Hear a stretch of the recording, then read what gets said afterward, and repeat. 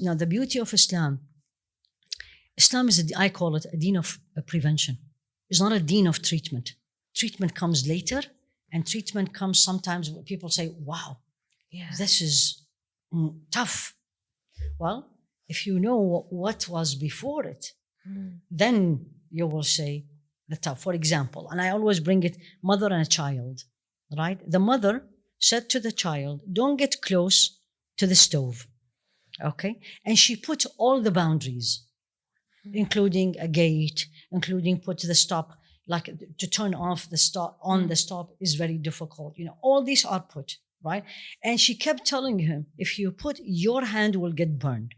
Yeah. If he did not follow all this and the hand get burned at the end, is that cruel? She did her job. So here you go. So for example, Islam said the punishment of stealing is cutting the hand. Wow. Right? This day and age.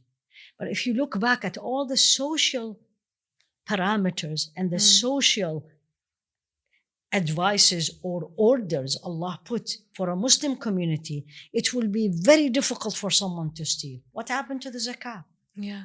What happened to the charity? Like at the time Sayyidina Umar ibn Abdul Aziz, there was nobody to give zakah. Yeah. So of course nobody will steal.